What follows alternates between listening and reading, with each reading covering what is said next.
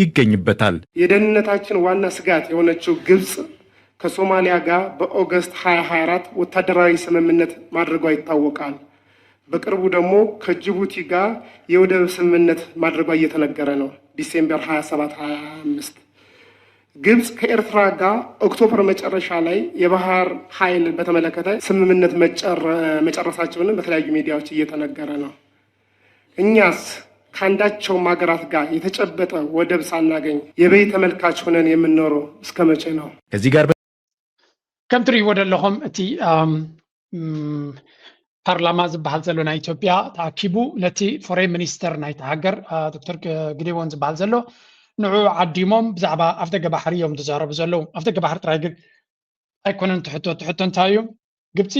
ታሪካዊት ፀላይትናን ስትራቴጂካዊት መቀናቅንትናን ዝበልናይ ሃገር ኣብ ዙርያና መፅያ ዓበይቲ ዲልስ ትገብር ኣላ። ኣብ 2024 ሓንቲ ኣገዳሲ ዲቴይል እዩ ዝገድፍ ኣባ እንታይ ዝብል ኣብ 2024 ብሰንኪ ንሕና ምስ ሶማሊላንድ ዘበገስናዮ MOU ሜሞራንደም ኦፍ አንደርስታንዲንግ ዝበሃል ሶማሊያ ምስ ግብፂ ናይ ዲፈንስ ናይ ምክልኻል ስትራቴጂካዊ ዝምድና ስምምዕ ከም ዝፈረመትን ኣካል ናቱ ድማ ከም ዓቃብ ሰላም ኮይና ግብፂ ክትኣቱ ባይላተራል እውን ኣብ መንጎ ክልቲኦም ዝግበር እውን ሰራዊት ናታ ክኣቱ ከም ዝኽእል ተረዳዲኦም ኢሉ ቀፂላ ንኽፅሎ ዘለና ናይ ኣፍደገ ባሕሪ ኣጀንዳ ድማ ብዝተዘርበ ጅቡቲ 2-3 ግዜ ምስ ግብፂ ርክባት ትገብር ከም ዘላ ናብ ዝቐረባ ድማ ናይ ወደባታ ናይ ልምዓት ዓበይቲ ዲልስ ጌራ ከም ዘላ ዝዝከር ይብል ኣሎ። ኤርትራ እውን ኣብዚ ቅድሚያት እዚ ኣብ ዝሓለፈ እዋናት ንሰምዖ ከም ዘለና ምስ ግብፂ ሓደ ኣገዳሲ ናይ ወደባዊ ናይ ወታደራዊ ስምምዕ ወይ እውን ናይ ወደብ ምልማዕ ስምምዕ ፈፂማ ከም ዘላ ይዝንገር። ንሕና ኣብ ደገ ባሕሪ ኢልና ነውጭጭ ንዛረብ ንህውትት እቲ ውፅኢት ግን በንፃር እዩ ዝኸውን ዘሎ ካብቲ ዝነበረና ናይ ቀደም ዕድላት ንኸስር ኣለና ናበይ ገፅና እዩ ኢሉ ይሓቶ ኣሎ። ሕጂ ኣብዚኣ ዘረባ እዚኣ ሓንቲ ነገር ተፀቢያ ነይራኒ ብዛዕባ ኤርትራ ሲ እዚ ሚኒስተር እዚ ቅድሚ ሕጂ 2-3 ግዜ ብንፁር ንኤርትራ ታርጌት ገይሩ መጥቃዕቲ ትገብር ነይሩ። ብዛዕባ ኤርትራ ይዛረብ ትኸውን ወላ ይዛረብን ኢለ ተፀቢዮም ነይረ መዓስኮን ድሕሪዛ ሕጂ ዝሓለፈት ኩነታት ዳርጋ ኤርትራ ጉዳይ ካብ ኣፎም ኣልዮም ኣለዉ ይመልስዋ ደኾኑ ምምላስ ተጀሚሮም ድማ ደን እቲ ስትራቴጂ ተቀያይሩ እዩ ዘሎ ወይስ ምልስ ግድፍ እናገበሩ እዮም ክኸዱ ዝደልዩ ዘለዉ ይብል ነይረ። እስከ ስምዕዎ እንታይ ይብል? በተያዘ ምላሽ የሰጡት ውጭ ጉዳይ ሚኒስትሩ የባህር በር ጥያቄ የትውልድ ጥያቄ በመሆኑ የሀገርን ብሔራዊ ጥቅምን ባገናዘበ መልኩ ምላሽ የሚገኝበት የዲፕሎማሲ ስራ እየተሰራ መሆኑን ጠቁመዋል። ጥያቄያችን ተገቢ እንደሆነ ፍትሃዊ እንደሆነም ለብዙዎቹ ማስገንዘብ ችለናል። ስለዚህ ይሄ ፍትሃዊና ተገቢ የሆነ ጥያቄ እንዴት እውን መሆን አለበት የሚለው ወደ እንዴት ወደሚለው ምዕራፍ ለመሸጋገር ችለን እንግዲህ እንዴት ይሁን የሚለው በጣም ብዙ ነገሮችን ታሳቢ ማድረግ የሚጠይቅ ብዙ ትግል ብዙ ልፋት የሚጠይቅ ስለሆነ ይህንን ከጥያቄው ከጉዳዩ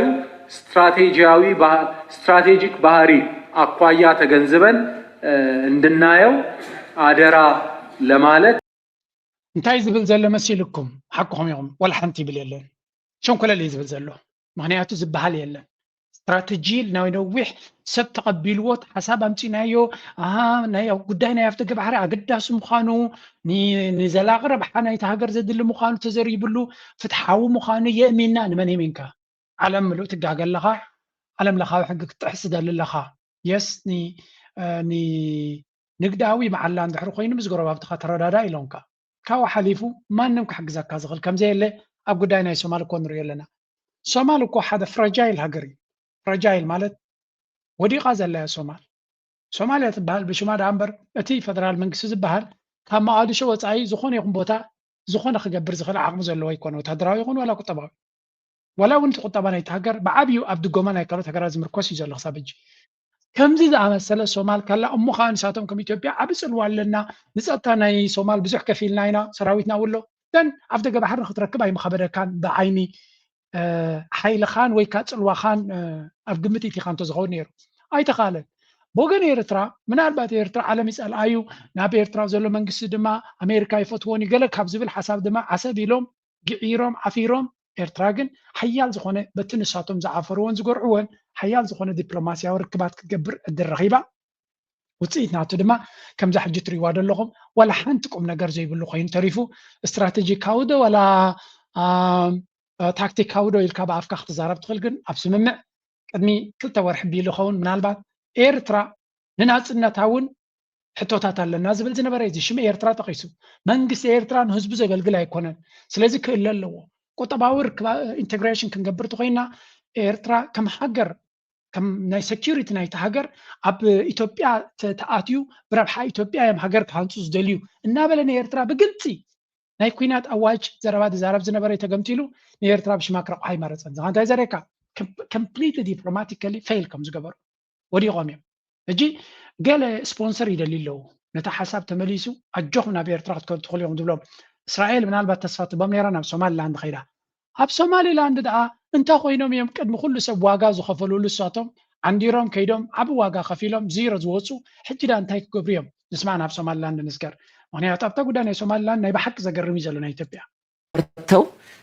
በይሉኝታ ማመን ይለኛል በሚል nobody wanted to break the first አይሱን ብሬክ ለማድረግ መጀመሪያ መሆን አልፈለገም አሁን ግን እስራኤሎች አስበው ሲያደርጉ ብዙ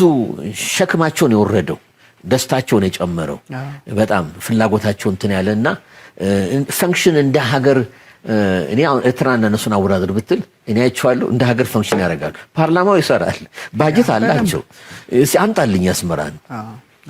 ውጭ ጉዳይ ሚኒስቴሩ ባጀቱ ምን ያህል ነው ሚኒስቴር መስሪያ ቤቱ ይከራከራሉ ወይስ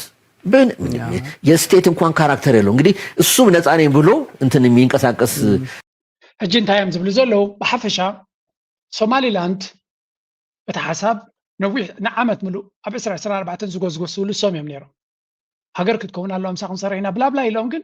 ጠሓሞም ኣጥፊኦም ሕጂ ድማ እስራኤል ኣፍልጦ ምስ ሃበት እንተወሓደ ሽፋን ረኺቦም ነይሮም ናይ ብሓቂ ናይ ብልቦም ተዝኸውን ነይሩ ሪኽሞ ተገይሮም ትብ እታ ትም ምባሎም ኦልሬዲ ምልክት ያይሎም ኣለዉ ምክንያቱ ኣፍልጦ ክብኹ ይኽእሉ እዮም ግምት እዩ እተን ነቲ ናይ እስራኤል ስጉምቲ ዝነፀጋ ኩላተን ወፂአን ነፂገኖን ኮኒነኖን ኤርትራ ሓዊስካ ማለት እዩ ኢትዮጵያ ክሳብ ሕጂ ድምፂ ይሃበትን ኣላ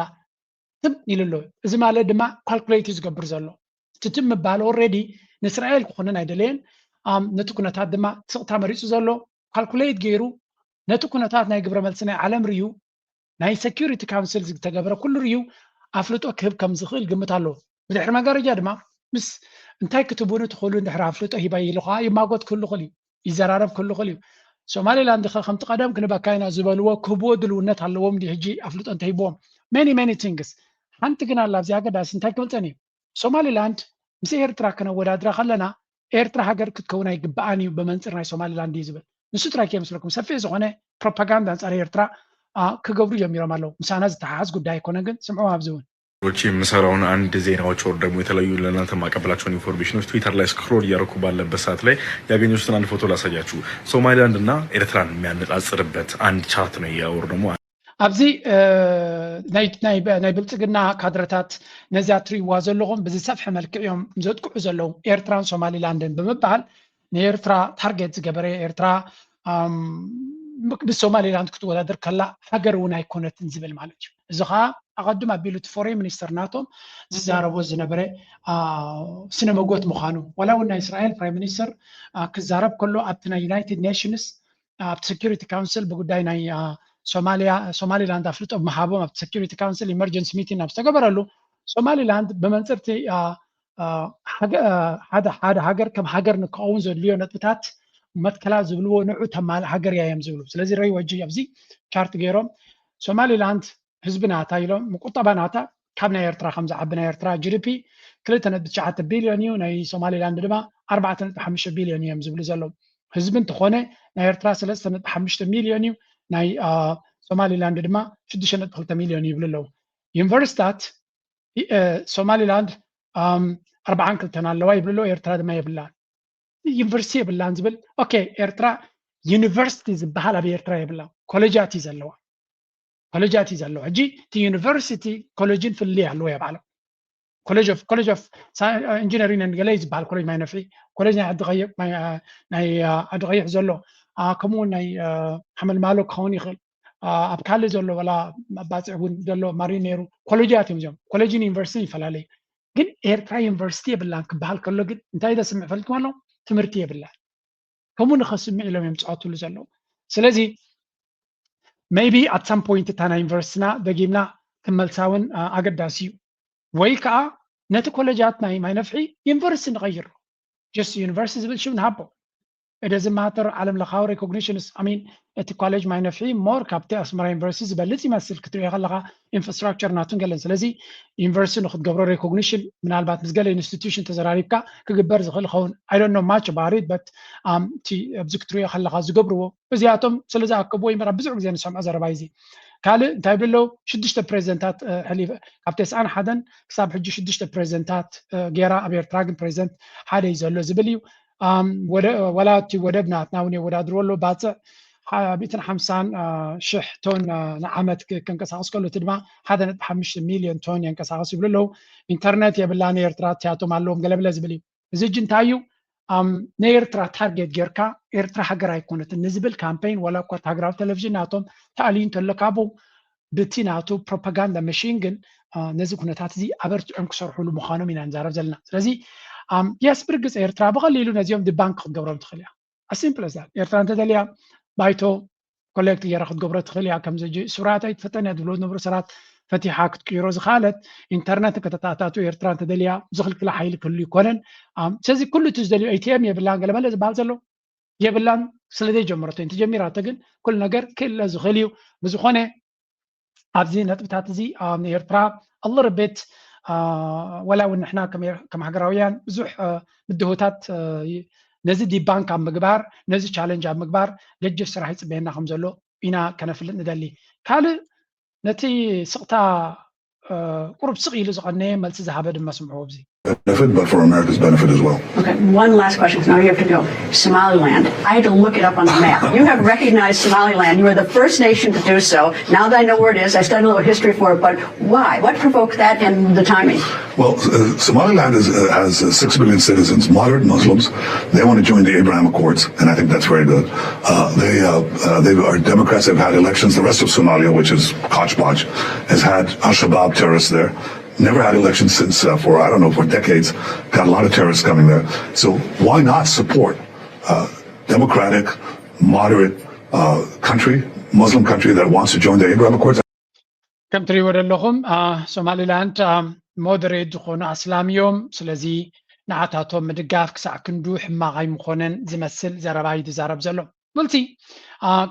ነተንያሁ ኣብ ኣሜሪካ ኣብ ዝዞረሉ ዘሎ ዝገበሮ መግለፂ እዩ ብግምጣሉ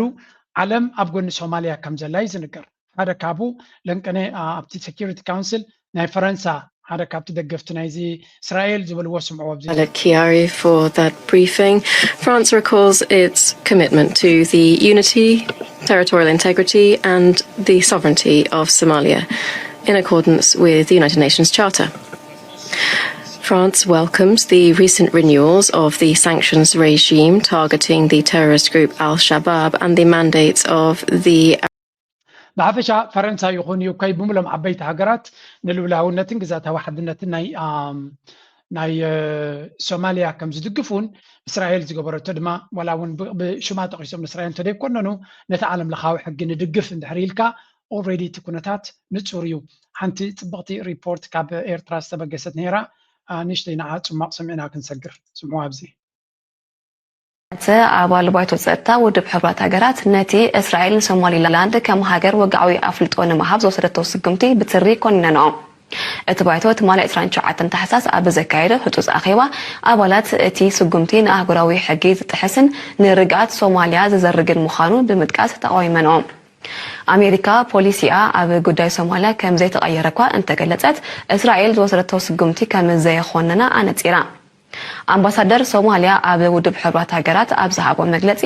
እስራኤል ዝወሰደቶ ስጉምቲ ንሶማልያ ጥራይ ዘይኮነ ንጸጥታን ርግኣትን ዞባ ቀርኒ ኣፍሪቃ ኣብ ሓደጋ ዝእቱ ምዃኑ ብምጥቃስ ብኣግኡ ክዕገት ጸዊዑ እቲ ስጉምቲ እስራኤል ንፍልስጤማውያን ብሓይሊ ናብ ሶማልያ ንምግዓዝ ዘለዋ ውጥን ንምስማር ዝተኣልመ ምዃኑ ኣምባሳደር ሶማልያ ወቂሱ ሕብረት ኣፍሪቃን ማሕበር ሃገራት ዓረብን እውን ነቲ እስራኤል ወሰደቶ ስጉምቲ ብትሪ ኮንነሞዮም እስራኤል ኣብ 1991 ብበይናዊ ውሳነ ናጽነታ ንዝኣወጀት እንተኾነ ኣህጉራዊ ተፈላጥነት ዘይረኸበት ሶማሊላንድ ከም ሃገር ብወግዒ ኣፍልጦ ዝሃበት ናይ ፈለማ ሃገር እያ ኦኬ ከም ዝትሪእዎ ዘለኹም ናይ ኤርትራ ዝተዋህበ መግለፂ ነይሩ ነቲ ኩነታት ማለት እዩ ሕጂ بخالي من قدي ناب حدا أبتوبانا بغلطف كسفاف عز دل زلو حيلي درو سراور سديد زلو الخدزقر. Turkish President Recep Tayyip Erdogan has described Israel's recognition of Somaliland as illegitimate and destabilizing for the region. He made the statement during a visit to Istanbul by Somalia's President Hassan Sheikh Mohammed. The two leaders have been discussing Israel's decision to support the breakaway region. Preserving the unity and integrity of Somalia under all circumstances is a priority for us. Israel's decision to recognize Somaliland is illegitimate and unacceptable. The Netanyahu government has the blood of 71,000 of our Palestinian brothers and sisters on its hands, and now they're trying to destabilize the Horn of Africa as well, after its attacks on Gaza, Lebanon, Yemen, Iran, Qatar. كم تريد لهم ناي إردوان ملحسوكا أقداسيتيا بملحسو درجة كل جزء عمونجو أبغن وتعاطوا مزبليو تكبارات جن كل جزء أبغني وتعاطوا دوز بلا يكونن أمنا مسربحو زقوايا سبي وحما هنا يكونن هجرات مسربحان كقوايا نبوريو زخانة منقسي زخانة مرحنا هجر قدام يتلو خناتو ربحنا يتهجريو ስለዚህ ንረብሓናቱ ኣመና ዝጓየን ምስ ሰይጣን ኮላ ክሰርሕ ዝደሊ ሰብ ምዃኑ ይነሪና ዘለና ሶማልያ ድማ ተቐላጢፋ ትገብሮ ዋላ ምስቲ ኩሉ ፍራጅልቲ ናታ ምስቲ ኩሉ ሰንኮፍ ዝኾነት ሃገር እናበልና ከለና እንታይ ግን ይኽእሉ ሓንቲ ተሪኻዮም ተጓይኻ ሓገዝ ምድላይ እዚያ ይኽእል እዩ ሓሰን ሼክ ምስ ኩሉ ደኣ ንፁር ዝኾነ መርገፂ የብሎም ምስ ግብፂ ንኣብነት ሕጂ ኣበይ ኣሎ ከቢድ እዩ በቃ ከምዚ ልክዕ ኣብ መወዳእቱ ናበይ ከም ዝወድቕ ኣይፍለጥን እዩ ሰብኣይ مس جبت صبغ ديل غيرنا تبعله مس عبي تعريق كاب عبن تاي كركب زدلي I don't know من الباتنا بعبي زخيد زلو بإمارات سلة دفاديو تركض ما كميت دليوني حتى حوس كز بلاي تركض ناب كتر خي نابتي خي رجي يس نهاجرون ربحي زخيد كتبل تخلي خاجن أتي ربحاتات دقراج أو عبيت حيلتات حيزو زخيد زلو قرب كبد زبالة كونتات زلو بحفش هاجن تركي undisputed أما غاديش كهون كله بفدرال مجلس كهون كله مودادر تيابلا تزعبي الواز اللي وقفتي ناي مقاديش زلو منجسي تركيا دما ولا ونتي سفيع جماعة بحري ناي سوماليا مش منجستي مش فدرال مجلس ديل جيرا زلا نساء سلزي تركني سومالي لان مش سوماليا أقدم ما كميت حلف الله هجريا زي دما إسرائيل بسومالي لان ممسع حدا كابتي ني تركي كاونتر نمكبار مخانوني زنجر خلاص زراربا تركي more aggressively كتنكساقس أب قداينا السودان يكون أب تكبابيناون كتمالالس كم تغل بزحاتون أب السودان أفتق بحر كتركب كم تغل نويت في النيران دي حجج انت زبالة تعدل على اللواي بحالالو مغنياتو راشا متيا أب زوانزي نتي سراويتنا السودان كم تزدل له أب قلنا دويلة لنا إمارات حيلي كاونتر نخقبر كتحقزات خليها زبل ابناتيلا مغنياتو راشا overstretched أب تكوينات زلاتو أمنا تزرقي حصل زلا كالايون راشا متيا أنصار إمارات جدف إنفستمنت خجبرة يتخلني معناته إمارات مس راشا عبدي اللي سلوا درجة بزح ناي بيزنس موافرنا توم كويناس لزلا أنصار إمارات تريج زخنا مرجع كوسد غلي بوتين كتب الكبيدي وقمت قالوا تركي ربحاناتو مسنا إمارات الجراج أنا غني مثل لزلو أب سوماليا قاتي موزلو كنا تاتيرو له حجر ما أب السودان كمون أب ليبيا أب سلستيو تجراجو أب سوريا وكلها سلزي مور نسو أب قداي ناي من خاطب له ناي زي أب قداي ناي سوماليا يكون ناي السودان تركي مور كنك أساقز غل مخانو يزن الجرزلو سلزي من البعض أنا كم ناتيريتو ولا منكسير تراون تخونه مس تركي زمدنا كم محيش اتزبالت مدرق حجي بهلا يعني تزبالت because السودان كحجزون تحرو خينهم بزي حجزنا إيرترا نيتركون بينو كم صوص خلنا جريلا we all know this سعودية تاتوكو قبت تات قالوا كوي حجزون لو يمزبال كتركو حنت جيتات يا حنت نفريت تسعان قالات يا قالوا كوي بال جنزبون يبوا لو كوي بالي ግን ውጽኢት ከምጽ ኣይከኒ ከም ናይ ኤርትራ ፕራክቲካል ኣይኮነት እቲ ሄልፕ ኮኦርዲኔትድ ተኮይኑ ግን ኤርትራ ክትገብሮ ትኽእል ናይ ስልጠና ዘዝነቲ ነቶም ዘሰልጥኑ ዘሎ ናይ ኤርትራ ሞር ኣድቫንስድ ዌፐንስ ሂብካ ከሰልጥኑ ከም ዝኽእሉ ክትገብር ብዙሕ ክግበር ይኽእል እዩ ስለዚ ኤርትራ ኣብቲ ዙርያ ኣብቲ ኩነታት እቲ ክሳብ ዘላ ሞር ምዚኣቶም ዲፕሎማሲ ከተመዓራርየሉ ፅቡቅ እዩ ምስ ቱርኪ ድማ ፅቡቅ እዩ ዝምድና ምግባር ዋላ እኳ ሸፈጥ ዘለዎ መራሒ እንተኾነ who cares ኤርትራ ነፍሳ ዝኻለት ሃገር ስለ ዝኾነት ነቲ ኩነታት ክትጥቀመሉ ትኽእል እያ ናው ሕጂ ንመንግስቲ ኤርትራ የተማኽሮን ኢኻ ትብሉ ንሰባት እንዲኹም ዘለዎም ይርዳእኒ እዩ መንግስቲ ኤርትራ ናይ ናትና ቻነል ኮፍ ኢሉ ዝርኢ ይኮነን ንህዝቢ ኤርትራ ኢና ንዛረብ ዘለና ምክንያቱ ህዝቢ ኤርትራ ሪቶ ናትና ንቦ ስለ ዘለና ይምበር መንግስቲ ኤርትራ ክነማኽር ኢልና ይኮና ግን ብሓፈሻ ኣናብባ ናይ ፖለቲካ ነቲ ዝመጽእ ወለዶ ድማ ከመይ ጌርካ ሽርክነታት ሓደ ግዜ ባዕሎም እዮም ዝስርሑልካ እውን ንስኻ ጥራይ ኮንካ ትሰርሖም መድረኽ ይሰርሖም እዩ ኣብ ካልእ መድረኽ እዞም ሕጂ ኤርትራ ዕድል ክትገብር ምሶም ክሰርሕ ትኽእል እያ ንብሎም ዘለና ኣይከኣልኒ ነይሩ ምሶም ክሰርሕ ኣብ ካልእ መድረኽ ምክንያቱ ኤርትራ ኣትራክቲቭ ኣይነበረት ንዓታቶም ሕጂ ግን እቲ መድረኽ ይቀያየር ስለ ዘሎ ንኤርትራ ዝበለፀ ኮንዲሽንስ ይመጽእ ከም ዘሎ ኢና ንርኢ ዘለና so again this is another a very good opportunity ኤርትራ ድማ ካፒታላይዝ ክትገብሮ ክትክእል ኣለዋ ንስገር ኣብታ ካልእቲ ሃገር የጂዲፒዋን 50% ያህል ገቢ ከኢትዮጵያ የምታገኘዋ ጅቡቲ በቀን 20 ሚሊዮን ሊትር ወይንም 20 ሺህ ኪዩቢክ ሜትር ንጹህ የመጠጥ ውሃ ከኢትዮጵያ የሚሄድላት ጅቡቲ 80 ሜጋዋት የኤሌክትሪክ ኃይል ከኢትዮጵያ የምታገኘው ጅቡቲ ከላይም ከታችም ያሉ ኤርትራና ሶማሊላንድ በእጃቸው ያሉ ወደቦችን የተጠቀሙ እንዳለና ከኢትዮጵያ ውጪ ወደቧን የሚጠቀም ሀገር እንደሌለ ያወቀች ኢትዮጵያን ታርጌት አድርጎ ሌላ አካል የታጁራን ወደብ እንዲያለማ አሳልፋ የሰጠችው ከም ትሪኦም ዘለኹም ኢትዮጵያ ንኤርትራ እኳ ስለ ዝጸልዋ ብዙሕ ክትዛረበሎም ትኽእል ኢኻ ብጉዳይ ናይ ጅቡቲ ዝክትገብሮም ዘላ ግን ፈፂሙ ይክዋሓጠሎም ዘይከኣለ ጅቡቲ እዚ ኩሉ ካባና ረብሓ ትረክብ ሃገር ክነሳ ከመይ ጌራ ንዓና ከምዚ ጌራ ክፀፍዓና ደፊራ እዮም ዝብሉ ዘለዉ ገርም ገበረትኩም እንዲ ትሕፅር ዝበለ መልሲ ብሓፈሻ ቁጠባና ተባዓብዩ ኣባና ዝምርኮስ ዝስተ ማይ ካባና ትወስድ ኤሌክትሪክ ካባና ትወስድ ለሉ ኩሉ ድማ ንግድናትና ተቆፃፀረት ሞኖፖሊ ወይ ከዓ ቁፅፅር ናይ ንግዲ ናይ ኢትዮጵያ ብምግባር ብዙሕ ረብሓ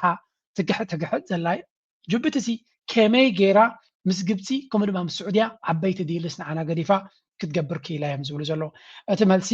ምናልባት ፖለቲካ እናብባ ከሸግሮም ይኽእል ኸውን እዩ ግን ኣብ መንጎ ቁጠባን ድሕነትን መጀመርያ ሃገራት ድሕነት እየን ተቐድማ ሲምፕል ገንዘብ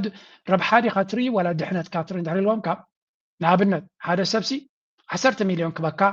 እንድሕር ኢልካ 100 ሚልዮን ክበካ ይብላካ ሕራይ እንታይ ከትበ ንስኻ እንድሕር ኢልካ ፅባሕ ክትመውት እንድሕር ኢልካ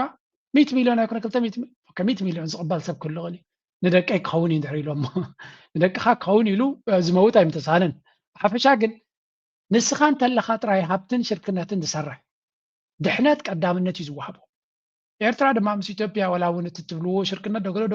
ንድሕነትና ንልኡላውነትና ንግዛታዊ ሓድነትና ኣብ ምልክት ሕቶ ዝእትቱ ኮይኑ then the whole thing is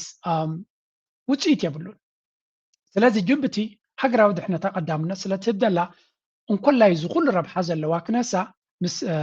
ምስተን ካልኦት ሃገራት ዲል ክትገብር ኪላ ኢትዮጵያውያን ድማ ክዋሓጠሎም ኣይከኣልም maybe you don't understand ፖለቲካ ብኸመይ ከም ዝስራሕ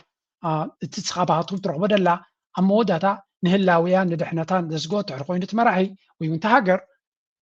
ንድሕነቶም ቀዳምነት ዝህብ ስጉምቲ ክገብሩ ዘገርም ነገር የብሉን that's very obvious ንቐፅል በቀጠናው ብሔራዊ ጥቅሟን ማስጠበቅ ላይ የዲፕሎማሲው ጉዞ ምን ይመስላል? ሌላኛው በአባላቱ የተነሳ ጥያቄም ነበር። በአሁኑ ጊዜ ኢትዮጵያ ከጎረቤት ሀገራት ጋር ያላች ግንኙነት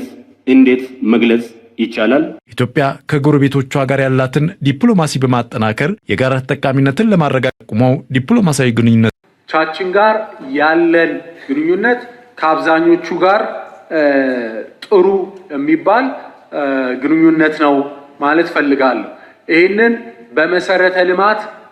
ለማስተሳሰር ለማጠናከር ደግሞ የተጀመሩ ስራዎች ይቀጥላሉ። በተለይ በኤሌክትሪክ፣ በመንገድ፣ በባቡር የሚደረጉ ትስስሮች በዘላ ሕጂ ከም ትሪእዎ ዘለኹም ኢትዮጵያ ምስ ጎረባብታ ዘለዋ ዝምድና እንታይ ይመስል ንዝብል ተሓቲቱ ክምልስ ከሎ ኢትዮጵያ ምስ ጎረባብታ ፅቡቅ ዝምድና ከም ዘለዋ እዩ ክገልጽ ዝፍትን ዘሎ ግን ብሓፈሻ ኢትዮጵያ ምስ ጎረባብታ ፅቡቅ ዝምድና ኣለዋ ድዩ ኣብዚ እዋን እዚ ክንብል ከዓ ንኽእል ንሕና ኢትዮጵያ ምስ ኣይኖት ጎረባብታ እዩ ፅቡቅ ዝምድና ዘለዋ እንድሕር ኢልካ እዚ እንዲ እቲ ቀርኒ ኣፍሪቃ ዝበሃል ዘሎ መጀመርያ ኢትዮጵያ ምስ ሱዳን ኣብ ኣዝዩ ከቢድ ኩነታት ኣላ ጥራይ ደይኮነሲ ኩናት ክጅምር ከም ዝኽእል መጠንቀቕታ ድሮ ተዋሂቦም ኣሎ እቲ መጠንቀቕታ ድማ ካበይ ዝመፅእ ዘሎ ኣብ ቤንሻንጉል ዝበሃል ዞባ ንአርኤስኤፍ መሰልጠኒ ክኸውን ዝኽእል ንኢማራት ኣለቂሓ ከም ዘላን ኣፅዋር ኣብያ እትኸም ዘሎን እዚ ድማ ኢማራት ካብኡ ሰባት ቆፂሩ ድዩ ካልእ ገይሩ ሎጂስቲክስ ገይሩ ኣፅዋር ኢትዩ ቀጥታዊ መጥቃዕቲ ክፍኑ ከም ዝኽእልን ስለዚ እዚ معسكر تدلاديلو نكوينات دلونت كي هلو خلو سقم تكن وسد لنا زبل كناتاتنا نرزلنا ازي ناي بنشانغول زبال زلو معسكر ناي سودان ني إرتران بغتا ستنكفي سلازي ني نفانون بغتا ستنكفي ني سودان ترى يكون حدقة نقول حدقة سلازي خوني قطع وسقم تكو سودان الخمس غلي يزنقر زلو ولا قبتسون كم ياترو يزلا سلازي أبدو قدايزي من السودان زلوهم زمدنا حماق انتنيرو نابز بقاسي يخيط كم زلو من الصوماليا زلوهم كنتات ناي سوماليا ما راح يسلون ريا زلنا يجن أب أسرع 16 شندما من رجع كلهم يا أسرع 16 شندي 17 من رجع كلهم سلازي حسن شيخ كل عند عرقيلو انتهي كونيو تكونتات زمدنا ناتهم وي دون نو مس جبتي ازي خلنا زعربلون كنسمعون صنعناي مس دبوب السودان أب كبيت قوس زل هاجريا تزي دبوب السودان زل على جنزب زحزة أب قولنو كسل فازخل هاجريا بزوانزي معناته تيب زخونه كرايسيس ስለዘለዎም I think من ኢትዮጵያ ቻሌንጅ ክገብሩ ዝኽእሉ ኣይመስለንን ኬንያ yes ዝምድና ኣለዎም ግን still there are many things which are not clear ምስ ኤርትራ ኣብ ዲቕ ዝበለ ናይ ኩናት ምጉርፋት ከም ዘለና ኢና ንርኢ ዘለና at least ብወገንና እኳ ከም እንተዘይበልና ብወገኖም ናብ ኩናት ዝእንፍት ኩነታት ኢና ንርኢ ዘለና ዋላ እኳ ኣብ መወዳእታ ናይዚ ዓመት ልክዕ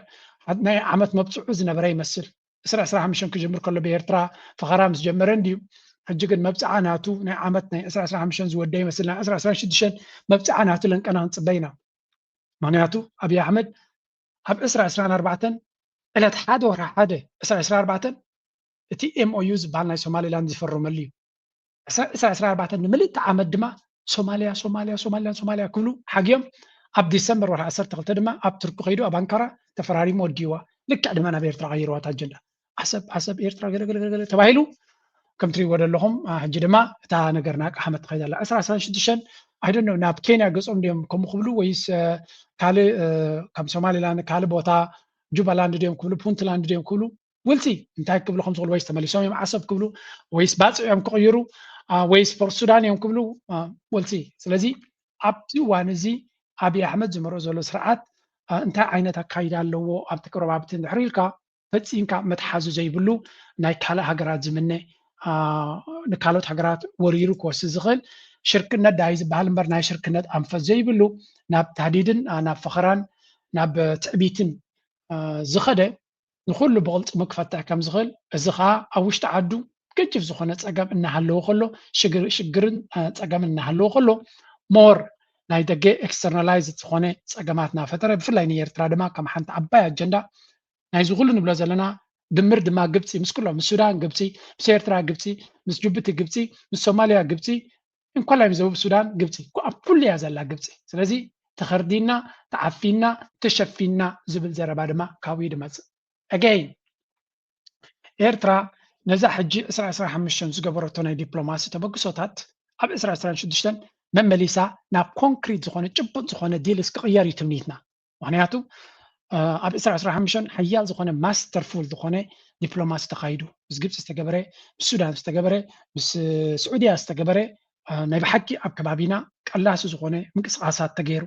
من الصوماليا زنبرنا تداقيمو من الصوماليا زنبرنا زمدنا بمد خامس قهاية سبيل تبونا قردما ولا صوماليا تعليمهم مثلا إيرترا جنزو قنات حماق نقرأ يتزاربون أنصار صوماليا سيسيس good تي معاص كفوت قريفهم الله تي بينتوسي كم زلوا قريفهم هيك أصلوان سلذي من الصوماليا ونصبغ زمدنا مس جبتي دريس ناي جبتي مراحيم سيرترا أقام كم زي بلون فلتينا بزوانزي نتي زمدنا نكفوت حقنا يدلني سلمتاي إيرترا مور تقبلنا كتركاو قرن أفريقيا أيربحوني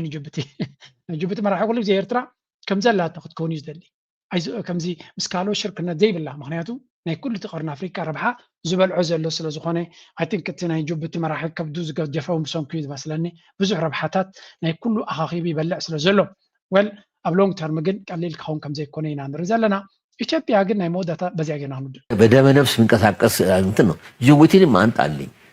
الناس وراي سلونه بزوج سانتش كوي تناسكون زرزر جن من قصة أسراراتهم بالتاي ቤተሰባዊ ስልጣን አከፋፈሉን ያለውን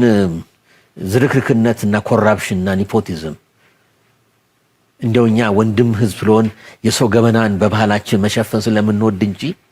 እውነት እንደው ይሰጣ ብንል ብዙ ነገር ማስጣት ይቻላል ስለነሱ ድክመት كم تريهم دلهم مزنت ألكا جميروم يمتم دبلومات بحالو نتم قربات حجرات نادخمكا بكا نزي زنت ألنا زنت ألكا نزي تنكفنا تنكفكا نزي صرفنا يزغيات زلو وولسي تكونتات نابيكا بتصحيو بخمس من قدي انتاي كونا مودتا حبيرنا نريو መንግስት ሻዕቢያ ፓርቲኩላርሊ ቀደም ሲልም ከዚህ ጦርነት በፊትም በነበረው አጠቃላይ ግንዛቤ እና የፖለቲካ አቋም ከትግራይ ህዝብ አንፃር የሚያራምደው አቋም ያስፈጸማቸው ተግባራት ጦርነቱ ላይም መልካም ድል አድርጎ ተጠቅመው የፈጸማቸው ተግባራትን እስካይ ማድረግ ይቻላል። ግን አንድ አጠቃላይ ጄኖሳይድ ብሎ መበየን እኮ ማንም መበየን አይችልም። መበየን እኮ ለፍርድ ቤት መረዳት ነው። ታርጌትድ ሆኗል። ታርጌት በቃ ትኩረት አድርጎ የትግራይን ህዝብ የትግራይን ተቋማት ታርጌት አድርጎ ተንቀሳቅሷል። ባይዘው ይሄ የመከላከያ ሰዎች እኮ እንታዮም ዝብል ዘሎ ጌታቸው ረዳ ነትናይ ብልጽግና ንአብይ ኣሕመድን ነቶም ደገፍትናቱን ብዛዕባ ክፋእና ኤርትራ ኣነ ክመረኩም እየ ዝብሎም ዘሎ ሞር ዕምቆት ፍልጠት ኣለኒ ስለዚ ፅቡቅ ገይረ ከፍልጠኩም እየ ብዛዕባ ሻዕብያ እዩ ዝብሎም ዘሎ ስምዕዎ እዚ እቲ ኣማኻሪ ናይ ብልጽግና ዝበሃል ዘሎ እቲ ብልጽግና ብዘይንሱ ኣብ ፃዕሪ ኤርትራ ዝኸዶ ዘሎ ንርኢ ኣለና እዚኣቶም ድማ እንታይ ዝመሰለ زيادة نشعبيا نحن هنا نفلطو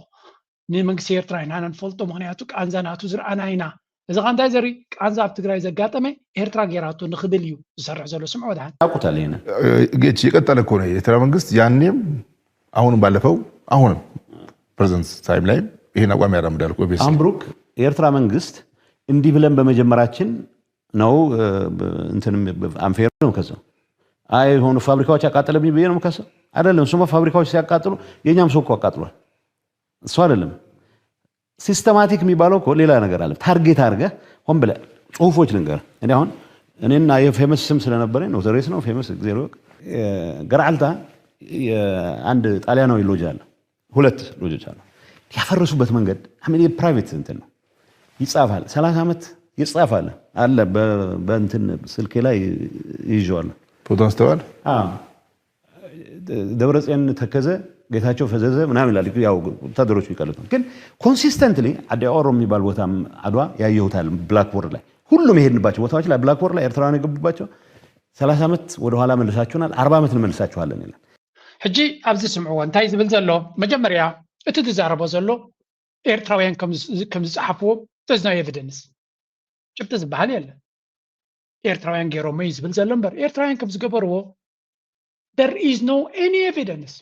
just ንሱ ተገምጢሉ በዓል ይገብሮ ከም ዝነበረ ወይ እውን ናቱ ጭፍራ ይገብሮ ከም ዝነበረ ናቱ ኣዳኸርቲ ንኤርትራ ንምኽሳስ ዝገብርዎ ዝነበሩ ከም ዘይኮነ how do we know ኣብ መንደቕ ተፃሒፉ ፀኒሕና ሰራዊት ኤርትራ ይፅሒፍዎ ኢልካ ከም ሓደ ዓብ ሲስተማቲክ ገበን ከም ዝተኻየደ ወላ እውን እቲ ህንፃታት ፈሪሱ ዝብል ዘሎ ሻዕብያ ድፍሪስዎ ወላ በዓልኩም እከስ በዓልኩም ብዙሕ ከም ዝገበርኩም በዓሎም ተጋሩ ነጊሮምና እዮም ደቂ ኣንስትዮ ገንዘብ ከፊልካ تعميزنا بلا مخنياتو نخص خطقمنا تبايلو كندي كم استجبره بعلو هجنة هو حد جبر زنبر بزو نجارات قاديس يسبزي لكن السيو أبتقراي كابت صلاي عميس ودنا نقولون لعلي أحواتن يحجز يحمسون كم سلو بعلو أب كاميرا مس يستزاربي سلزي إذا سبزي نبل سجنا نأبي أحمد أب لندن أمنا سلزة واردو كلا قالوا لي لقيدو نبل أبي أحمد قبلني يا مخانو سلازو خصصو حج انتاي قبري كمالي سالو مور انصار ኤርትራ ክዛረበሎ ብልጽግናን ሰራዊቱን ቅዱስ ከም ዝኾነን ወላ ሓንቲ ከም ዘይገበረን ኩሉ ተስተገበረ ኤርትራ ከም ዝገበሮ ገይሩ ክሸጦ ይድፍትን ዘሎ ወላ ፋኖ ናይ ጠቅስኒ ስለምንታይ ኣብ መወዳታ እቲ ዓላማ ኣብታ ሲሸልስ ዝበልዋ ተደራድዮም ምስ ንኤርትራ ንምውዳቕ ዳ እምበር ምሳኻትኩም ክትወዲ ትገይም ተባሂሉ ዝተወደ ንሱ ኣብቲ ድሕሪኡ ዝቐፀለ ኩናት እውን ክልተ ገይም ሒዙ ይፃወት ከም ዝነበረ ንሱ ፃጥቃንን ተጋሩ ባዕሎም ከማርሩ ዝተዛረብዎ እዩ በቲ ኮይኑ በቲ እዚ ዝዛረበ ዘሎ እንተሪኢኻዮ ከመይ ገይረ ንኣብይ ኣሕመድ ክሐጉሶ ይኽእል ከቕስኖ ይኽእል ነታ ኣብ ሎንደን ፋሕፋሕ ዘበልኩም ሳልጀዚራ ንዓነ ምዕራይ ተመሊሰ ዘለና ኣኻኺበ በቃ ጥቕስታት ሒዘት ከም ጭብጢ ከማን እዚ ሕጂ መራሒ ናይ ትግራይ ዝነበረ ፍሉይ ሻዕብያ ዝፈፀሞ ክፈልጥ ኢኻ ትፅበዮ እንተነይሩ ኮይኑ ማለት እዩ ነዚ ተራ ኣክቲቪስት ኣብ መንደቕ ሻዕብያ 30 ዓመት መሊስኩምና 40 ዓመት ክመልሰኩም ኢና ወታደር ናይ ኤርትራ ፅሒፍዎ ዳ ይፅሓፎን ወታደር ናይ ኤርትራ እንተፅሒፍዎ መንግስቲ ከም ይሰርሕ ነይሩ ድዩ ምክንያት ተራ ወታደር ገብሮ ዝኽል መንግስቲ ይሕተተሉ ድዩ እቲ ወታደር እንታይ ኢንሰንቲቭ ነይርዎ ወይ ንምንታይ ምክንያት ከም ገይሩ እንተኮይኑ ስለዚ many questions ሓደ ኣእምሮ ዘለዎ ሰብ ንሓደ ንህዝቡ ከዲዑ ነትን ዝተቃለሰሉ ዕላማ ሸይጡ ኣብዚ ቪድዮታት እዚ ከም ጻልክሜ ንህወሓት ከመይ ገይሩ ከም ዝሃርሞም ንህወሓት በቃ ኩሉ ዓይነት መጥቃዕቲ ኣብ ልዕሊ ህወሓት ዝገብር ወላ ኣብ ልዕሊ ህዝቢ ኣብዚ ናብነት ስምዑ ኣብ ልዕሊ ህዝቢ ዘይሓለየ ሰብ እዚ ንኻልእ እውን ክሓልይ ፅበዮን ኢኻ በፊት በግልጽ አንስቻለሁ ይሕጻጽን የተሰካር ነው ይዝኩ ሰው ኤቭሪ ዴይ ነው የሚሞቱ እርዳታ አቶ ጌታቸው ረዳ እንደተናገሩት ከ3 ወር በፊት በግልጽ ቀም 3 ወርሒ ኣብቲ ሕንጻጽ ዝበሃል ከይደ ነይረ ካርኔጅ ማለት ሓደ ናይ ጥፍኣት ቦታ ማለት እዩ ሰብ መዓልታዊ ዝመውት ኢሉ ምስ ብልጽግና ካብ ሰርሕ ክነይ ገይሩሎ ሰብ እዚ ናይ ብሓቂ ብህዝቡ ዝግደስ ኮይኑ ነይሩ ኣብቲ ሕንጻጽ ዝበሃል ካምፕ እዚ ነዊሕ እዋን ገይሩሎ ኣትሊስት እሱ ቆርበቱ ቀይሩሎ ፕሮቶኮል ቀይሩሎ ስለዚ እንድሕር ናብቲ ሕጻጽ ዝበሃል ዝኸይድ ነይሩ ተዝኸውን ትጸገም ካድርዮ ነይሩ ተዝኸውን ወይስ ጸገም ኣይነበረን ዝብል ከይንብል ከዓ እንታይ ይብላሉ ሰብ ቀጻሊ ዝመውት ይብል then what is your role ኣብቲ ዝለዓለ ደረጃ ናይ ብልጽግና ትሰርሕ ከም ዘለኻ ንርኢ ኣለና ከምኡ ኣትሊስት ትብል ኣለኻ እንታይ ዳ ዝተዋፅኦ ጌርካ ነቲ ህዝቢ ካብ ከብድኻ ወፃእሲ እንታይ ኣስተዋፅኦ ወፂኻ ኣውፂኻ እንታይ ክትገብር ክኢልካ ብግምጣሉ ነቲ ብኣክቲቭ በቲ ናይ ሚድያ ብቲክቶከራትን ብገለን ዝዋፃእ ዝነበረ ገንዘብ ንዕዑ ናብቲ ህዝቢ ክንዲ ዝበፅሕ ብልጽግና ባዕሉ ተቆፃፂርዎ ከም ዘሎ ነቲ ገንዘብ ሒዝዎ ከም ዘሎ እዩ ዝንገር ዘሎ ስለዚ እቲ ዝግበር ዘሎ ድማ ጥሜት ስለ ዘሎ ዘይኮነስ ንፖለቲካዊ ኣጀንዳ ክገብሩ ወይም ብምባል ድማ ብልጽግና መሊሱ ስለዚኦም ኣምሓሩ ኮላይኩም ኢሎም ይምልስዎ ኣሎ ስኻ ኣብ ስልጣን ኣለኻ ነቲ ኩነታት ድማ ትፈልጦ ነርካ ተኮይንካ እንታይ ዳ ጌርካ ስኢልካ እንጆይ ጥራይ ዲኻ ጌርካዮ ወይስ ዝኾነ ነገር ክትገብር ፈቲንካ ይብልዎ ኣሎ ወላ ሓንቲ እቲ ገይም ግን ኣብ መወዳእታ እዚያ ዘረባ እዚያ እያ በህይወት እስካለ ድረስ ኢትዮጵያን ማቆርቆዝ ማዳከም መከፋፈል መግዛት የሚባሉ አደገኛ ፍላጎቶች ጠፍቶበት አያውቅም መግዛት ማለት እዚህ ጋር መጥማት ብቻ አይደለም ሪሶርስ የሚዘርፍበት መንገድ ካለ ብቻውን ሰርቫይቭ ማድረግ እንደማይችል ስለሚያውቅ ይሄን ደግሞ የሚያግዘው ኃይል ከመጣ የማንም ጠላት ቢሆን ችግር የለበትም ቲፒኤልኤፍ ከማንም ጋር ይሰራ ዝግጁ ነው እዚህ ከፋፍላል ከሌላው ኃይል ጋር ይሰራል ስለዚህ ኮንሺየስ መሆን ያለበት የትኛው ነገር ይሁን ያን ስለዚህ አብይ አህመድ ነጊርዎም ነይሩ ወያነ ማለት ናብነት ቀደምሲ ንህዝቢ ትግራይ ሲ ድጸልኦም መን እዮም ዝብሉ ሻዕቢያ ሲ ስለ ድጸልኦም ሲ ንመራሕቲ ትግራይ ጥራይ ዘይኮነስ ወያነ ኢሉ ይዛረብ ወያነ ድማ ህዝቢ ትግራይ ማለት እዮም ዝብሉ ክዛረቡ ከለዉ ንኤርትራ ንምክሳስ ክጥቀሙ ከለዉ ባዕሉ ኮፍ ኢሉ እቲ መራሒ ድማ ወያነ ካብ መሬት ከይጠፍአ ግን ሰላም ዝበሃል የለን ኣብዚ ዓዲ ክብል ከሎ ንመን ማለት እዩ እዚ ንህወሓት ሰሪዝዎ ኣሎ ሰረስካየ ጉዳይ ድማ ክሳዕ ክንዱ ፀገም ክኾነካ ይክእልኒ እቲ ኣብ ትግራይ ዘሎ ሰብ እቲ ከሃርሞ ዝኽእል ሰብ እናረኣየ ከሎ ክበልዖ ዝደሊ ሰብ ቀስ ብግልፂ እናተዛረበ ከሎ ናብ ኤርትራ ገጾም ክጠማዝዝዎ ክትርኢ ከለኻ ናይ ብሓቂ ዘገርም እዩ ንስኻ እንታይ ዘርእየካ እቶም ምስ ኣቢ ኣሽኪሮም ዘለዉ ሓይልታት ኣቢ ዝደለየ እንተገበረ ዝበለ እንተበለ ዝግድሶም ከም ዘይኮነ ስለምንታይ እንገይሮኦም ኣብኡ ስለ ትምርኮስ they don't care ኣይግድሶም እዩ ዘለኻ ግበር ንሕና ክንሽፍነልካ ኢና ንስኻ ናካ ሽፋን ኮይና ክንሰርሕ ኢና ተን ደሞዝና ሃበና ተን ገንዘብና ሃበና ንሻዕብያ ድማ ቀፃሊ ከነሰይጥነልካ በዓልና ኣለና ኣልካ ኢሎም ተተበራርዮም እዮም ዝመፅሉ ዘለዉ እምበር ሰራዊት ናቱ ከዓ እንታይ ይብሉ ኣለዉ እዚ ኮይ ዘረባ ናይ ሰራዊቱ እኛ ህግን ለማስከበር አስፈላጊውን ነገር እንጠቀማለን አሁን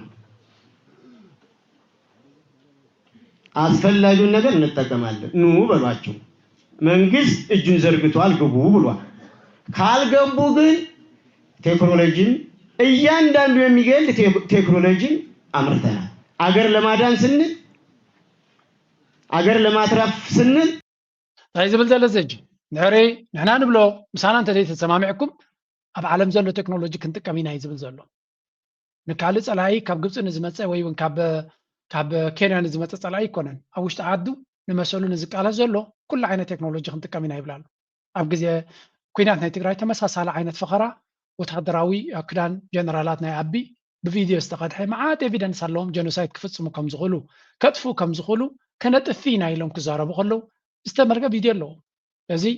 ኣብቲ ትግራይ ዘሎ ምሁር ድሕሪ መን እዩ በዲልካ መን እዩ ቀቲልካ ብቐንዕና ክትካሰስ ደሊኻ ፀላኢ ካብ ቅድሚኻ ተገቲሩ እዩ ዘሎ ግን ኣገይን መህደምን ድሕሪ ኮንካ ትደሊ ዘለኻ ግን ኣፍቲ ሓላ ጥራይና ንብለካ ተፀኒዕካ ናባና ክትመፅእ ትኽእል ኢኻ እዚ ድማ ኩሉ ግዜ ንሕና ሬኮርድ ክንገብሮ ዘለና ኢና ቸው ሰዎች ምን ይሉኛል ጦርነት አያስፈልግም እያለ ከአዙሪት እንውጣ ያለ እንደገና ጦርነት ይላል ይላሉ። አዎ እያልኩ ነው። ለምን መሰለህ? በጦርነት ብቻ ካልሆነ የማታክመው ጋንግሪን ከሆነ ምን ታረጋለህ ነው። ለሰላም ስትልም ትተኩሳለህ ነው። ጋንግሪን ነው የቀጠናው፣ የኢትዮጵያ ብቻ አይደለም። የማይታከም የቀጠናው ጋንግሪን ነው። አይደለም ብሎ ውስጥ ይሞግቱኝ። ለጋንግሪን ምን መፍትሄ ታመጣል? ሰላም እንደ የማ ሞኝነት ነው። ከም ትሪእዎ ዘለኹም ንሻዕብያ ጋንግሪን እዩ ዝብል ዘሎ ጋንግሪን ዝኾነ ገፅ ዘለዎ ሰብ ከምዚ ኢሉ ንኤርትራ ንምውንጃል ብኩሉ ዓይነት ተቀራሪቦም ኩናት ዝደልዩ ልክዕ ከምዚ ያ ስጋ ዝረኣየ ከልቢ ሓረምረም ዝብል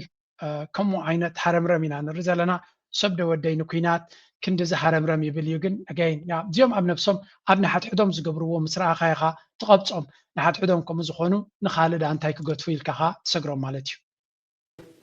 ከደርግ ውድቀት ጀምሮ ኤክሰርሳይዝ ያደረገው ሞኖፖሊ አለ። ትግራይን በፍጹም እንደ ባክያርዱም አያስብም፣ ትኩረትም አልሰጠውም ለትግራይ። ጥሩ ትግራይ ውስጥ ጥሩ የሚባሉ ሰዎች ሲገኙ ወደ አዲስ አበባ ነው የሚመደቡት። አሁን ምንድነው የሆነው? ትግራይን ለመምራት ራሱ አዲስ አበባ መያዝ አለብህ የሚል ሜንታሊቲ ተፈጥሯል። እኔ ከዛ በላይ እሄዳለሁ። የትግራይ ህዝብ መንግስት ጥሎ ያሳየ ህዝብ ነው። መንግስት የጣለን ህዝብ መፍራት ትጀምራለህ። ራስ ላይ መነሳል ሶ ኢንፌክት ህዝቡን እንደ ህዝብ ተደራጅቶ ቻሌንጅ ሊያደርግ የሚችልበትን እድል በማስጣል ረገድ ቲፒኤልኤፍ የሰራው ስራ የሚገርም ናቲንግ ሾርት ኦፍ ክሪሚናል። ይሄ እኔንም ከም ትሪእዎ ዘለኹም እዚ ንዓመታት ምስ ህወሓት ኮፍ ኢሉ ድመርሕን ድበልዕን ድሰትን ዝነበረ እንታይ ይብላ ኣሎ? እዚ ኸ እንታይ ዘርእየካ? ጌታቸው ረዳ ቅድሚ 4 ዓመት ብዛዕባ ኣብል ብልፅግና ናቱን ዝዛረቦ ዝነበረ ዘረባታት ብምሉእ ተሪእኻዮ ንኣብይ ኣሕመድ ብፍልይ ዝበለ ቃላት ዝገልፅ ዝፀርፍን ዘዋርድን ዝነበረ ሰብ እዩ። ልክዕ ነቲ ሽዑ ዝጥቀመሉ ዝነበረ ንዑ ክሰግር ክኽእል ኣለዎ ንህወሓት ንምጥቃዕ ታሕቶ ሕጂ እንታይ ድሕሪ ብልፅግና ምስ መን ኮን ይኸውን ንመን ከምኡ ኢሉ ክፀርፍ ይኽእል ይኸውን እያ ታሕቶ። ምክንያቱ ብድሕሪ ሕጂ ክገብሮ ምዃኑ ፍሉጥ እዩ። እዚ ነገር እዚ መበል ሳልሳይ ግዜ እዩ ዝገብሮ ዘሎ ኣህያደግ ከሎ ዝገብሮ ዝነበረ ምስ ህወሓት ኮይኑ ዝገብሮ ሕጂ ድማ ምስ ኣቢ ኮይኑ ዝገብሮ ዘሎ እዩ። ድሕሪኡ ንዝመፀ ድማ እንታይ ክገብር ከም ዝኽእል ካራክተር ናቱ ባዕሉ እዩ ዝነግር ዘሎ። ካብዚ ፍሉይ ነገር ትፅበ እንተለካ ድማ ኣይ ቲንክ ኢትስ የዋህነት ጥራይ ክብሎ ዝኽእል ኣነ ብሓፈሻ እቲ ኩነታት ናቶም ነዚ ይመስል። እስከ ቁርብትለይ ናብዚ ዕንደራ ወይ እውን ሓደ ሓደ ካለው ለንቀነ ብዛዕባ ፅምዶ ገለ ዓይነት ዘረባ ክዛረቡ ጀሚሮም ዘለዉ ስምዖም እስካብዚ ናብ ቢዝነስ ክቕይሩ ዝደልዩ ናብ ቢዝነስ ክቕይሩ ዝደልዩ ኣካላት እውን ተፈጢሮም ጀስተለካ ንኣብነት ኣብ ኤርትራ መንግስቲ ኤርትራ ዝወሰደኩም መኻይንኩም ገለ ሊብሬን ታርጋን ንገሩና እሞ ክንዲዚ ቅርሺ ክፈልሞ ክነምፀልኩም ዓይነት ወይ ከዓ ኣብ ኤርትራ ዘሎ ቤተሰብኩም ገለ ንኽትርዩ 20,000 30,000 ክፈልሞ ክንወስደኩም ዓይነት ወይ ከዓ ከምዚ ዓይነት ነገራት ናይ ተርእዮታት ምልክታት ርኤ ማለት እዩ። ናብ ቢዝነስ ክቕይሩ ዝደልዩ ኣካላት እውን ተፈጢሮም ጀስተለካ ንኣብነት ኣብ ኤርትራ ምስ መፃኹስ ትምህርቲ እውን የተማሃርኩን ሓዳር እውን የመሰረትኩን 5 ሳንቲም ዝበሃል ሃፍቲ እውን የብለይን መሬት ይትረፈና ስዋኣት እውን ስለ ዘለው ፀገም የብለይን ኦሮምያ ሰፊሕ መሬት ኣለኒ ኣብቲ ዓደይ ትግራይ እውን ዓደይ እንድያ ግን እታ ዋጋ ዘይከፈል ኩላ ኦሮምያ ማለት እዩ ሶ ትፅገም ኢኻ ኣብ ገዛኻ ራእይኻ ትነብር ብእግሪ ሳይክል እዚ ኩላ እናሰርሕካ ስኻ እቶም ተቐየሙ ሰባት እንታይ ክገብሩካ ከም ዝኽእሉ ዋላ ኢቭን ካሊእ ፀላ እውን ትፈልጥ ኢኻ ብእግርካ ኢኻ ትኸይድ ሓደ ሳይክል ኣላትንያ ሶ ከምዚ ትኾን ተለካ ፊል ትገብር ኢኻ ዜር ሳምሲንግ ሮንግ ባት ዝኸፈልካዮ መስዋዕትነት ግን ምእንተ ትግራይ ስለዝኾነ ትሓስብ ተለካ ድማ ሳትስፋይድ ትኸውን። ከም ትሪእዎ ዘለኹም ብርሃነ ኣብታ ፅምዶ ከምቲ ዝድለ ረብሓ ከም ዘይረኸበ እዩ ዝዛረብ ዘሎ ብግልፂ። ስለዚ ረብሓ ዘለኩም ድማ ክትቆፅሩ ንትኽእሉ ኢኹም እዩ ዝብል ዘሎ። ኣብ ፖለቲካ ናይ ትግራይ ድማ ንፁር ዝኾነ ስእሊ ክህልወካ ኣለዎ። ከምዚ ትሪእዮ ዘለካ ናይ ረብሓ ይቲ ፖለቲካ ከምዚ ኣብ ኤርትራ ንሃገርን ንጅግንነትን ገለታት ዝበሃል የለን። there is nothing wrong with that ፖለቲካ ማለት ስራሕ እዩ ኣታዊ ድማ የድልየካ እዩ ኣብ ናይ ካልእ ዓለም ፖለቲካ ስራሕ እዩ ስለዚ ብርሃነ ኣብቲ ፅምዶ ዝኣክል ረብሓ ስለ ዘይረኣየ ኣብዚኣ ቀረባ ድማ ካብዚያ ውፅእ ኢሉ ንፅምዶ መጥቃዕቲ ክገብር ከም ዝኽእል ኣካል ናይዚኦም ኣብታ ናይ ቀደም ቦትኡ እውን ክምለስ ከም ዝኽእል ላዕለውነት ተተሓሕዙ እውን ካልእ ዝለዓል ሕቶ ተስተፈጢራና ኤርትራታት ክትገብርዎ ማለት እዩ ሃገረ ትግራይ ወይ ከዓ ሃገረ ትግርኛ ምግባር ማለት እንታይ ማለት እዩ ትግራይ ወሲድካ ምልጣፍ ወይ ኤርትራ ምፍራስ ወይ ካልኦትን ዝብሉ ተመሳሳሊ ሕቶታት ዝለዓሉ ኬዝ እውን ኣሎ ኣብዚ መዳይከ ማለት ሲ ናብኡ ዝኸድ ናብኡ ዝመፅእ ገለ ዝበሃል ሓደ ህዝቢ ሓደ ጂኦግራፊ ሓደ ስልጣነ ሓደ ሃገር ዝነበረ ኮይኑ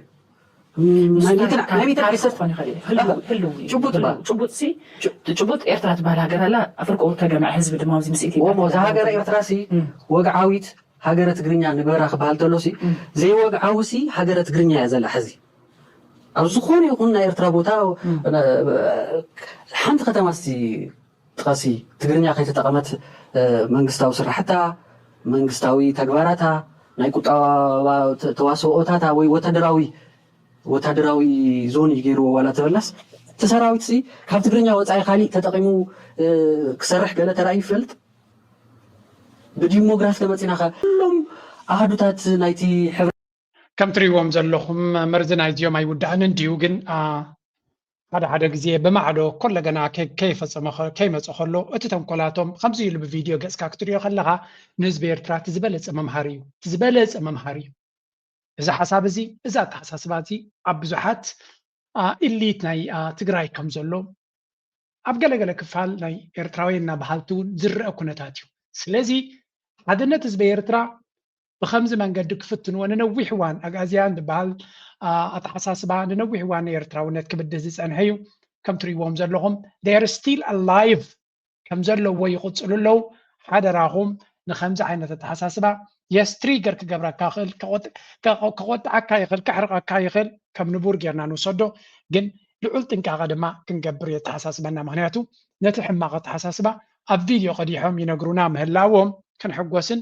ብኡ ጌርና ድማ ፅቡቅ ዝኾነ ምድላዋት ፅቡቅ ዝኾነ ኣተሓሳስባ ክንሃንፅ ፈተና ናትና እንታይ ከም ዝመስል እንታይ ዓይነት ኣጀንዳታት ተጠጂኡ ከም ዘሎ ኢና ንርኢ ዘለና ኣብታ ፅምዶ ኤርትራ ንፅቡቅ ዕላማ ንፅቡቅ ጉርብትና ኣበጊሳቶን ትሰርሓሉ ከም ዘላ ፍሉጥ እዩ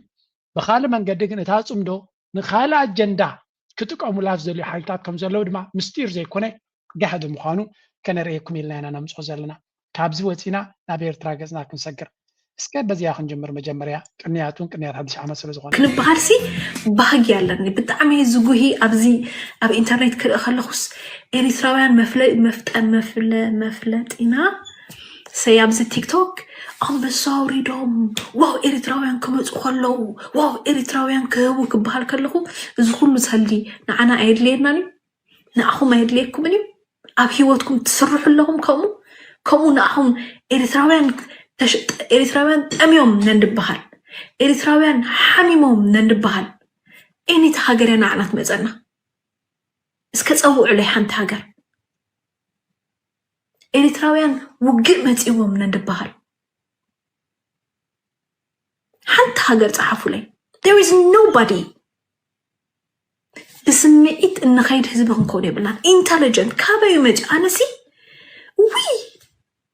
ኢለሞ ሓፍ ዘብለኒ መንፈሲ ካበዩ መፂ ሃይማኖተይ ዲ ከምኡ ገይሩኒ ኣደይዳ ከምኡ ገይራትኒ መን ከምኡ ምሂሩኒ ኢልኩም ሲ ነብስኩም መርምሩሎም መዓልቲ ኣብዚ ስደት ዘለኹም ሞ መን እዩ መፂኡ ንኣኻትኩም ሰፖርት ዝገብረኩም ብውልቅኹም እዛ ከም ትሪእዋ ዘለኹም እዚኣ ሓፍትና ናይ ብሓቂ ቆቋሕያ ለባም እያ ለባም ዝኾነ ዘረባ እዩ ኤርትራዊ ብዙሕ ግዜ ኣብዚ ኣብ ትግራይ ዘሎ ፀገማት ይኹን ኣብ ካልእ ክፋል ናይ ዓለምና ዘሎ ኣበርክቶ ይገብር ብፍላይ ኣብ ኢትዮጵያ ስለምንታይ ይገብር እንድሕር ኢልካ ቃንዛ ናይ ኢትዮጵያውያን ናይ ኤርትራውያን ስለ ዝስምዖ ድዩ ወይ እውን ናይ ኤርትራውያን ክንድቲ ናይ ኢትዮጵያውያን ዝኾንዎ ዘሎ ሽግር የብሎም ወይ ከምቶም ተጋሩ ዝወርዶም ዘሎ ሽግር የብሎምን ኢሉ ስለ ዝኣምን ድዩ እስከ ሌትስ ኢንቨስቲጌት አ ሊትል ቢት ኦን ዳት ወላ ኣብቲ ናይ ቲቪ ሾውስ ናቶም ሲ ገሊኦም ንገዳማት ይሕግዙ ገሊኦም ንዝፀገሙ ሰባት ይሕግዙ ከምኡ ዝተፀገሙ ኣብ ኤርትራ ስለ ዘየለዉ ድዩ ነው እታ ሓቂ ክነግረኩም ናይ ካልእቲ ዲቴይልስ ስጋ ናቶም ቆጢኦም ገለገለ ድብል ሰብ ኣሎ ሓቂ እንታይ እዩ ሰብ ክሕግዝ ከሎ ኣብ ሓደ ቦታ በፂሑ የቐኒየልና ዝብል ሓሳብ ክበፅሖ ስለ ዝደሊ እዩ ስለዚህ ልዕሊ ድማ ብሚድያ ክብሪ ክወሃቦ ባክስቶ ወዲ ክስቶ ከምዚ ገይሩ ተባሂሉ ኣብ ቴሌቪዥን ዲ ኣብ ሬድዮ ክዝረበሉ ስለ ዝደሊ ነዛ ነገር እዚያ ሓቢካያ ክትከይድ ተፈቲንካ ኣይሕግዝን ይሰብ ናይ ሰባት ኢሞሽንስ እንድሕር ተረዲካ ክትጥቀመሎም ትኽእል ኢኻ እንታይ ማለት እዩ ኣብ ኤርትራ ነዛ ቤት ትምህርቲ እዚኣ ክንሕግዛ ተባሂሉ እታ ቤት ትምህርቲ ዝተሰርሐት ክስቶን ሰሪሖማ ተባሂሉ ሰብ መሓገዘ ነይሩ ሓደ ግዜ ግን ተኣኪቡ ናብ ክስቶ ዘለዎ ክኸይድ እዩ ኣብዛ ኣበርክ ተባሂሉ ሽሙ ግዜ ይጥቀስ ኮይኑ ሰብ ኣይገብርን እዩ ምክንያቱ እምነቱን የብሉን እቲ ነገር ክበፅሕ ይኽእል ኢሉ ስለዚ ኣብ ኤርትራውያን ንኣብነት እዚ ፀገማት ዘሎ ስለምንታይ ክንዱ ዝኣክል ቆላሕታ ተገይሩሉ ክስራሕ ዘይክእል ተይልካ ስምዑ ኣብዚ በጃኹም ዝከኣለኩም ግበሩ ዝከኣለኩም ድምፂ ኩንና ዓለም እስማዕ ኣብያትና ዓለም ራእይ ኣብያትና ተስፋ ዝሰኣና 6 ኪሎ ኣብ 2 ወርሒ 3 ኪሎ ንወስድ ኣለና ንበላዕ ኣለና እዚ ከይኣኽለና ኸ ብጥይት ንቕተል ኣለና ኣቶ በጃኹም ባ ድምፂ ባ ኩኑ ነይሮምሎም በጃኹም ማለት እዚ ዘረባ እዚ ክትሰምዕ ከለኻ ኣፅመ ስጋኻ እንዲኻ ትውድእ ግን ቀሊልካ ኣይኮነ እንታይ ገብር ትሰብ ማለት ካብቲ ዘለኹም ንኸውፅኣኩም ዝኽእል ኣብ ደገ ዘሎ ሰብ ኣይኮነን ማለት ቤተሰብኩም ከውፅኣኩም ይኽእል ይኸውን ግን ከቢድ እዩ ትብድኦ ግለሰብ ክገብሮ ዝኽእል ወይ እውን ተኣኪብካ እውን ገንዘብ ክትሕግዝ ትኽእል ትኸውን ኢቭን ነቲ ገንዘብ ንክትሕግዝ እውን ኮኦርዲኔሽን ክገብር ዝኽእል ብዘተኣማምን መንገዲ ንኣብነት ተጋሩ ኣብ ዓዶም ስለ ዝኾነ ይቀሊል ንዖም ኣብ ዓዶም ስለ ዝኾነ ወላ እውን ኣብ ዓዶም ከሎ ድሮ ፌደራል ነቲ ገንዘብ ክጨውዮ ጀሚሩ ንብል ኣለና ስለዚ ካብ መንግስቲ ወፃኢ መንግስቲ ከይሃለዎ ትገብሮ ሓገዝ ኩሉ ግዜ ንስርቂ ንኻልን ዝተቃልዐ እዩ ስለዚ ኦርጋናይዝ ዝኾነ መንገዲ ብዘይ ምህላው ከምዚ ዓይነት መዓት መልእኽቲ እዮም ሰድለይ ዘለዎም ደሕና ግን ሓንቲ ዩቱብ ቻነል እዩ ዘለና ሓደ ብቑኑዕ መንገዲ ንዑ ክገብር ዝኽእል መስመር ሒዙ መፅዩ ካምፔይን ግበረልና እንተኢልና ንገብር ኢና እንተዘየለ ግን ኣብ ዘይተኣማምን ነገር ጌርካ ወላ ሓንቲ ፋይዳ ዘየምፅእ ከቢድ እዩ በቃ እናረኣኻዮ ነብስኻ ትውድእ ግን ብግልኻ ዝሕገዝ ትሕግዝ ካብ ሓሊፍካን ክግበር ዝኽእል የለን it's very sad ቅድሚያት 1 ዓመት ከምዚ ቃንዛ ንሰምዕ መላውና ይሕዝነካ እዩ እስከ ምናልባት ሓደ ግዜ ዘይትፈትሖም ፀገማትካ ሸለል ክትብሎም ኣለካ ኣብ ደገ ዘለኹም ምሳኹም ነይረ ሕጂ ከዓኒ ኣብዛ ብርኽቲ ዓደይ ኤሪትራ ኣስመራ መፂኤ ሓዳሽ ዓመት የብዕል ኣለኹ ሕጂ የውሃና ይብለኩም ኣብኡ ዘለኹም ዝዓበኹም ዝነኣስኩም ኣሕዋተይ ስድራ ቤተይ ብምሉእኩም የውሃና ምሳኹም ነይረ ሕጂ የውሃና ንሓይልታት ምክልኻል ኩልኩም መንእሰይ ኤርትራ የውሃና ንፕረዘንት ከም ትሪእዎ ዘለኹም ኣብ ጎደናታት ናይ ኤርትራ ብዙሕ ፅቡቕ እዩ ዘሎ ቅንያት ናይ 1 ዓመት ኣነ እኳ ዓመት ከምዚ ነይሩ ኣይነበረን ኣይፈልጥን እየ ግን ከም ትሪእዮ ዘለና ነቲ ቅንያት 1 ዓመት ከም ፌስቲቫል ገይሮሞ ፅቡቕ ኩሉ ነገር ኢቨንትስ ከምዚ ዓይነት ነቶም ንኣሽቱ ትካላት እውን ዕድል ናይ ቢዝነስ ንክረኽቡ ዝግበረሎም ዕድላት ኩሉ ግዜ ሰናይ ነገር እዩ ንፅቡቕ ዘንፍት እዩ ከምዚ ዓይነት ተበግሶታት ዝበለፀ እዩ ዓብይ ኣፕላውስ ዘድልየዩ ሞር ኤክስፓንድ ክገብር እዚ ኩሉ ድኳናት ኣብ ፅርግያ ትሪእዎ ዘለኹም ካልኦት ሰባት ከምኡ ዕድላት ንክሰርሑ ዘይረኽቡ ዝነበሩ በዚ ዕድል እዚ ክረኽቡ ይኽእሉ እዮም ስለዚ እቲ ፕራይቬት ሴክተር ተስፋታት ዝህብ ምልክታት ንርኢ ኣለና ብዛዕበየ ደረጃ ንክኸውን እምበር ናይ ብሓቂ ተስፋ ዝህብ እዩ እዚ ተንዳ ገይሩ ዘሎ ሰብ ኤርትራዊ እዩ ሰሪሑ ንክድረር ድማ ዕድል ረክብ ኣሎ እታ ጎደና ሓርነት እዩ ዝበዝሐ ሰብ ዝዛወረላ ስለዚ ነታ ጎደና ሓርነት ፍሕፍሕ ዝብልና ኢንጌራ ንኩሎም ነቶም ትካላት ዘለዎም ሃብታማት ጥራይ ዘይኮኑስ ነቶም ግለሰባት እውን ንእሽተይ ቴንዳ ገይሮም እውን ንክሰርሑ ፍልይቲ ግዜ ፍልይቲ ኣጋጣሚ ተጌርካ እቲ ከተማ ይምዕርግ ሂወት ይምቅር እቶም ዜጋታት ድማ ዕድል ናይ ስራሕን ናይ ዕቤትን ይረኽቡ ናይ ብሓቂ ደስ ዘብል ተርእዮ ይርአ ኣለኹ ኣነ ዝያዳ ከምዚ ቪድዮታት ትገብሩ ዘለኹም ቻነላት ድማ ብርክኹም ትፅናዕ የቐንየልና ክብረት ይሃበልና ክብል ይደሊ ኣይሆፕ እዚ ሽግር ናይ ኤርትራውያን ተወዲዩ እዚ ናብ ስደትን ናብ ስቃይን ተቃልዑ ዘሎ መንእሰይ ናብ ዓዱ ተመሊሱ ሰሪዑ ድዩ ጎድጉዱ ድዩ ድኳን ገይሩ ድዩ ጀርዲን ገይሩ ዝነብረሉ መድረክ ክፍጠረሉ ድማ እታ እንኮ ትምኒተያ ንሕና ኣብ ኤሮጳ ገለን ዘለና ሓንቲ ኣይካፍኣናን እታ ኣብ ኤርትራ ናብ ኣፍሪቃን ዘሎ መንእሰይ ግን ፅቡቕ ንክረክብ ትምኒተይ ካብ ማንም ግዜ ንላዕሊ ንሱ እዩ ናይ ሎማ ኣርእስቲ ኣብ ዝጉድየ ላይክ ግበሩ ሸር ግበሩ ኢትኹም ሓሳብኩምን ኣካፍሉ ርሑስ 1 ዓመት ርሑስ 1 ዓመት ርሑስ 1 ዓመት እናበልኩ መዚያ ክሰናበተኩም